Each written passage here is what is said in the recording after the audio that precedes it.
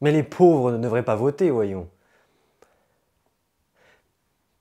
Ce qui transparaît des accusations de populisme est en fait du mépris ou de l'ignorance du peuple, des classes populaires. C'est l'inavouable. C'est la petite musique du suffrage censitaire. Au fond, le plus grand danger pour eux n'est pas vraiment que les pauvres s'abstiennent, ça leur va très bien. Les dégoûter et diffuser le discours du tous pourri, finalement, leur profite. Non, ce qu'ils ont peur, et ce dont ils ont peur avec le RN notamment, c'est que les pauvres se mettent à voter, et les mettent en minorité. Et donc on voit poindre de plus en plus une vieille idée du 19e siècle, c'est-à-dire que les classes populaires, les ouvriers, les employés, sont dangereux. Ils sont dangereux, vous comprenez? On ne peut pas faire de référendum. On ne sait jamais. Le peuple pourrait mal voter. Et comme on ne peut pas changer de peuple, on ne va tout simplement pas leur proposer de voter. C'est pour ça aussi qu'il n'y a pas eu de référendum depuis maintenant presque 20 ans. Mais on ne sait jamais, hein, il pourrait effectivement y avoir un risque de suffrage plébiscitaire. Peut-être que l'empereur Bonaparte se réveillera de son tombeau aux Invalides pour marcher sur l'Élysée, si le peuple venait à voter. C'est pour ça aussi qu'ils ont peur du suffrage, du référendum d'initiative populaire. Parce que la première chose qui les effraie, c'est que si on met en place un référendum d'initiative populaire, mais le peuple va vouloir rétablir la peine de mort.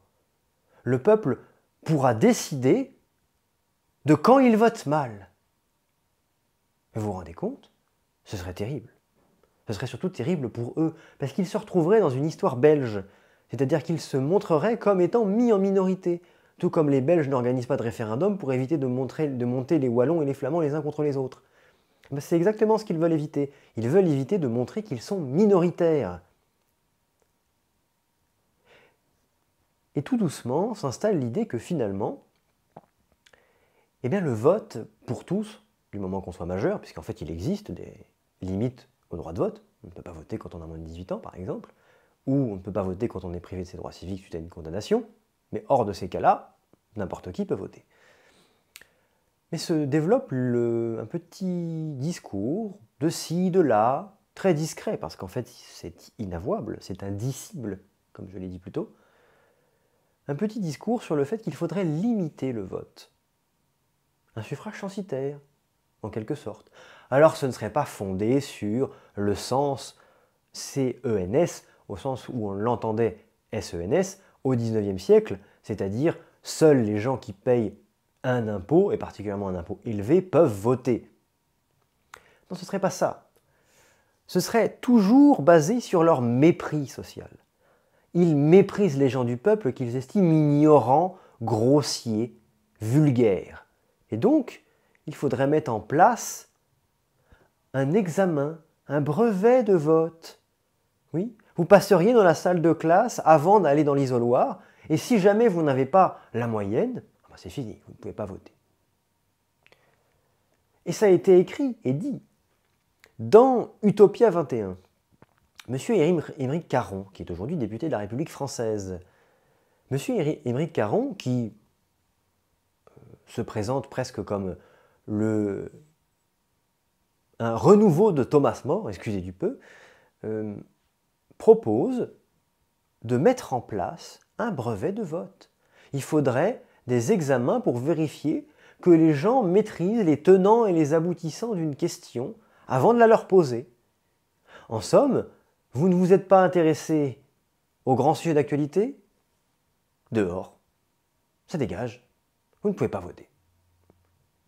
Je suis curieux de savoir comment ces électeurs prendront la proposition. Mais, en fait, derrière, il y a à la fois un rapport très étroit entre le savoir et le pouvoir, et c'est ce que reflète cette idée, c'est-à-dire que il est évident que le savoir et la maîtrise des informations se réverbèrent dans les allées du pouvoir. Mais autre chose aussi, ce que cela révèle, c'est que bien entendu, eux-mêmes ne maîtrisent pas tous les tenants et les aboutissants des grandes questions. Pourquoi? Parce que le réel est trop complexe pour en aborder toutes les variables, ne serait-ce que parce que certaines ne sont pas immédiatement perceptible. Il y a des inconnus. Mais par contre, ce que cela montre, c'est qu'en plus de pouvoir éventuellement limiter le vote, ce genre d'idée aurait l'intérêt de diriger la manière dont les débats se déroulent. C'est-à-dire qu'au fond, il y aurait une bonne réponse, et donc une solution, donc une bonne proposition. Et bien évidemment, pour eux, la bonne solution, c'est la leur. Vous comprenez, c'est la solution de la raison, la solution de la modération, la solution de la responsabilité. Or, le peuple est irresponsable. Il ne maîtrise rien. Il ignore tout. Alors pourquoi les laisser l'ouvrir? Après tout, ça leur ferait plus de temps libre s'ils n'avaient pas à se déplacer pour voter. Je vous remercie de m'avoir écouté. Si cette vidéo vous a plu, n'oubliez pas de vous abonner à la chaîne si ce n'est pas déjà fait, d'aimer, de commenter et de partager la vidéo au maximum. Et quant à moi, je vous dis merci et à bientôt.